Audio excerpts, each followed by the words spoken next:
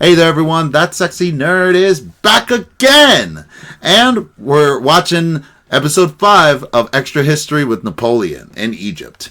And, man, I really want to see what the hell happens to this. Are we going to focus on the men that he left behind in Russia? Or are we going to still focus on Napoleon? Who knows? I'm still really reeling over all this. It's kind of exciting. Because, again, this is a history that I've never learned before, and I just love learning new things that pique my interest, you know? But speaking of the men that he left behind in Egypt, this is, again, it's really indicative of how he also left a lot of his troops behind in Russia while he was able to escape, proving once again that Napoleon didn't really learn a damn thing from this whole ordeal. I mean, the fact that he invaded Russia and ignored all the other people that have done the same thing in the past, yeah. But then again, Hitler did the same thing, and yeah, I mean, even though they're not quite the same people, they have a lot of, similar personalities. If anything, he's more like Benito Mussolini, But then again, I know a lot of people would probably kill me for that. Because Mussolini was a fucking clown. And so is the entire idea of fascism. It's a clown show. It is. And, it sucks that people still think that it's a sustainable version of government. And, it's really, again, nobody seems to realize that it just benefits the one person ruling. It's basically a monarchy, but no crown. That's all it is. That's all it is. No crown is involved. That is it. They have full control of the government. They can kill and torture all their political enemies and whatever they need to do. Fascism is the definition of evil. And self-serving. Actually, it's the definition of self-serving mentality. That's it. That's all it's good for. But anyway, regardless of my views on fascism, I am actually, next week, I am releasing, I'm premiering my reaction to Oversimplified Napoleon in celebration of this. So technically, this month May has been Napoleon month. So yeah, I know I said at the beginning of this month that I wanted to do Lord of the Rings this entire month, but I kind of said, hey, it's Napoleon month. So, yeah. It worked out. But hopefully next month, I will possibly do Lord of the Rings, if I can better prepare for it. If something big happens, because there's going to be a lot of movies coming out. And speaking of movies, a certain Disney movie will be premiering very, very soon once I finish editing. So keep your eye out for that. And let's just get into the episode. So please smash that like button if you want to see more sexy and nerdy content. And subscribe if you think I deserve it. And let's do this thing, y'all. Cairo, August 1799. That's pretty cool. That Corsican runt! General Kleber shouts as he storms into the meeting with his generals. In his hand, he clutches a long letter from Bonaparte. It informs him that he's now in charge of the French forces in Egypt and offers detailed instructions for running the occupation. Napoleon,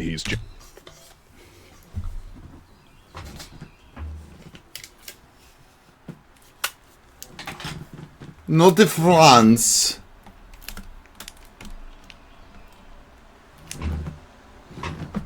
But when black people or Hispanic people say the same thing, you are like, fuck them niggers and spicks, right?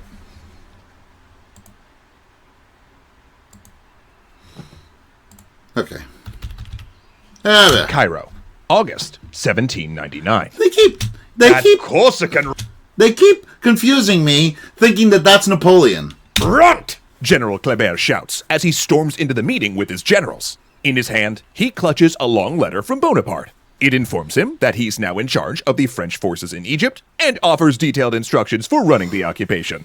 Napoleon, he's just learned, has returned to France, leaving Kleber with a deteriorating military situation. The British are preparing a land force, the Arabs are in open revolt, and the French army is undersupplied, depleted, and plague-stricken. Summarizing the situation, he tells his staff, "That bugger has deserted us with his breeches full of shit. When we get back to Europe, we'll rub it in his face." But none Ooh. of them will dare do so, for Napoleon is Yeah. only 3 months away from ruling France, and Kleber won't make it back to Europe at all. What? Oh, poor guy. Thanks so much to World Anvil for to France. Forge today's historical tale. See what I keep saying?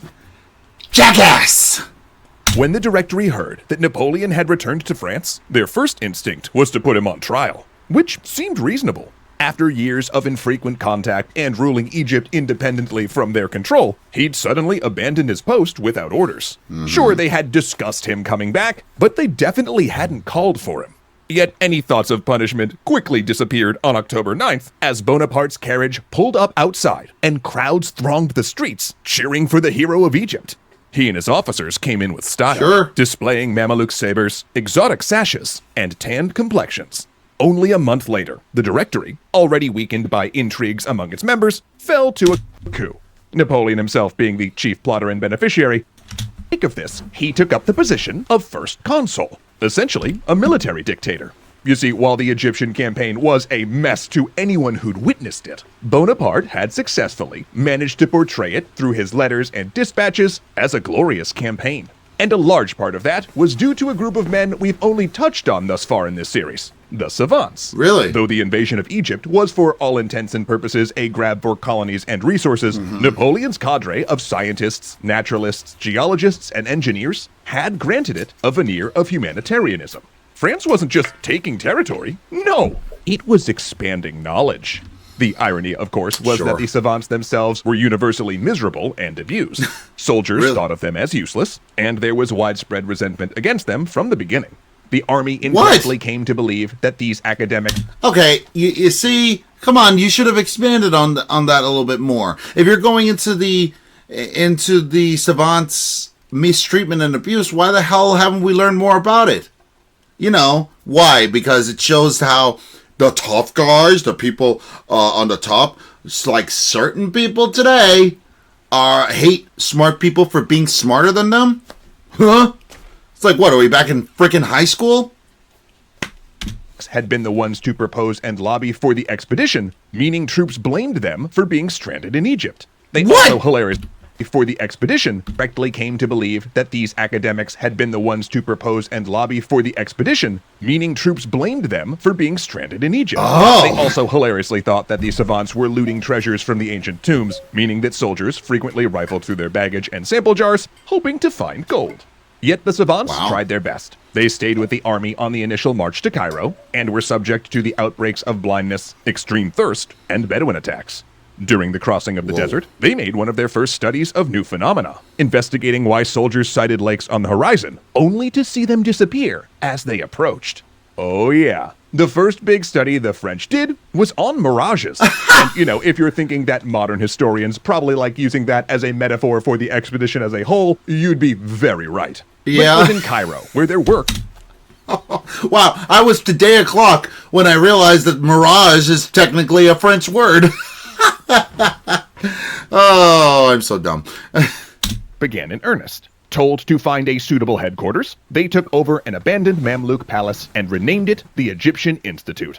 This building would become a clearinghouse for information, a library to keep documents, a store for antiquities and samples, and a scientific institute. Cool. Savants would gather in the palace's former harems for lectures, as they presented their findings via formal papers on everything from taxonomy of Egyptian wildlife to research into mummification.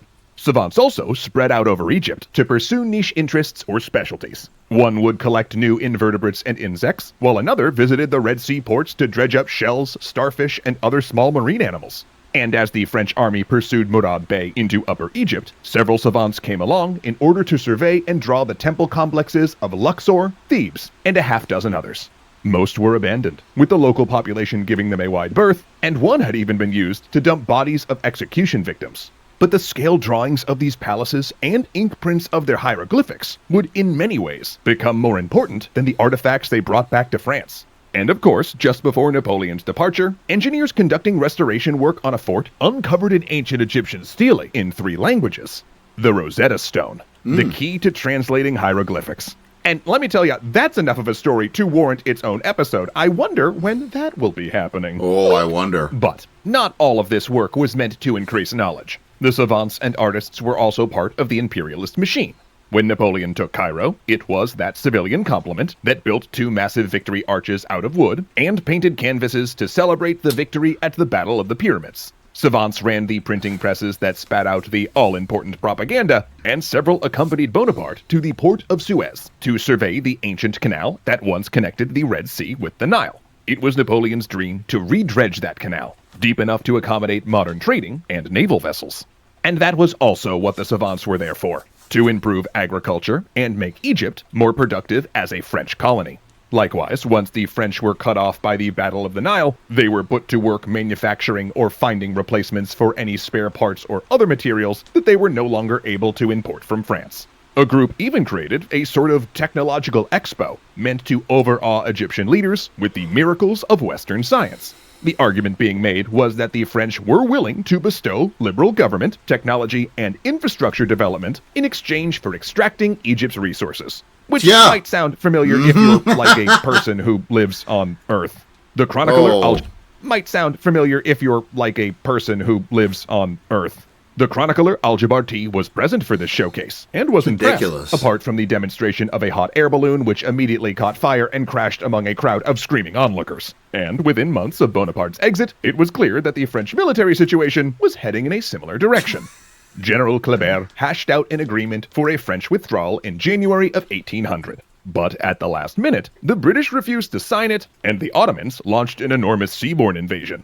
Though Kleber defeated it, a simultaneous revolt in Cairo and a fresh plague epidemic roiled the security situation for months, culminating when a 23-year-old student from Al-Azhar assassinated Kleber. Command then fell to General Abdullah de Menou, who had converted to Islam after marrying an Egyptian teenager. Menou, still unrealistically optimistic about the possibilities of a French colony in Egypt, dragged the occupation out for another year before a British Ottoman force defeated him in Alexandria.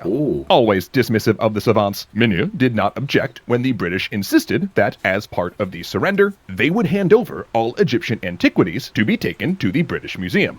Now, originally, the British also insisted that all the savants' notes and drawings also be surrendered, but after the academics threatened to destroy the documents rather than turn them over, they were allowed to keep them. And these drawings, impressions, and studies would later be compiled into 37 volumes to make up the book Description of Egypt, at the time the largest book in the world. Its enormously detailed prints would, in particular, influence the exoticized Western view of Egypt up until the modern day. Though that wasn't the savants' only legacy. Their Egyptian Institute still exists as a center of Egyptology in Cairo today. Oh, really? The expedition also changed the course of Egyptian history. Muhammad Ali Pasha, one of the Ottoman commanders sent to eject the French in 1801, stayed, destroying the weakened Mamelukes and becoming the Ottoman governor of Egypt. Having witnessed French power, he, along with other Middle Eastern governments, embarked on a plan of reform and modernization, and his family would govern the country until a revolutionary coup gained Egypt full independence in 1952. Napoleon, for his part, didn't really care about these changes on the ground. Egypt had served its purpose for him, for he'd rewritten the history of the expedition to suit his ever-increasing cult of personality. Paintings cast him as a heroic explorer, part scientist, part general, and, never hinted that he lost 30,000 men in a failure that gained nothing for France. Yet he did gain something personally. A taste for absolute power. The man who had ruled Egypt independently, and referred to himself in proclamations as the Great Sultan Bonaparte, had found what it was like to have a crown. And if Egypt would not let him be king, perhaps France would have him as an emperor. What a prick. I mean, seriously, man. I mean, I think I remember Oversimplified actually mentioning the fact that Napoleon had revised a lot of the things, and what was it? There was a painting in there saying that, he was helping the Egyptians rather than what is actually shown in the painting of him killing and enslaving people. Oh, it seems that people that model themselves after the Roman Empire are too lazy to do work for themselves. But all joking aside, I love this. This was fantastic. This was a fascinating deep dive into history. would never have heard this much detail. I want to hear more. Now they're saying something about the Rosetta Stone, which, if they do that soon, that's the next video I'm going over, because I would love to hear more about that. And I would wish that they went more into the history of the savants that went down there, and because it seems like they had a story to tell. As I said, it just seems like the gruff military types just never graduated from high school, and allow people who are smarter than them to actually do what needs to be done. It happens today. A certain party in America just hates intellectual people. And you know why? Because they make them look stupid, as rightfully so.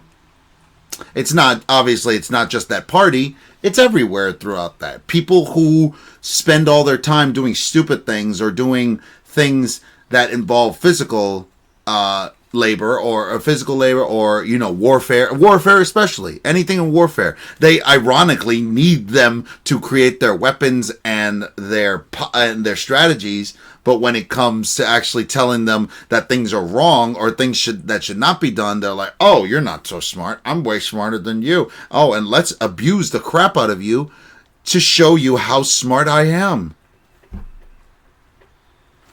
It doesn't track well, you know. It's ridiculous how that could always be done, and smart people could be taken advantage of. But it's the way of the world, I guess. Nobody can change that, because even if somebody does try to change it, what happens? They end up doing the same thing. But anyway, I love this episode. Like I said, next week, if the Rosetta Stone thing is not a thing, I will be premiering the episode of Oversimplified, my reaction to Oversimplified Napoleon. So stay tuned for that, and please smash that like button if you want to see more sexy and nerdy content, and subscribe if you think I deserve it. And I'll see you on the next video.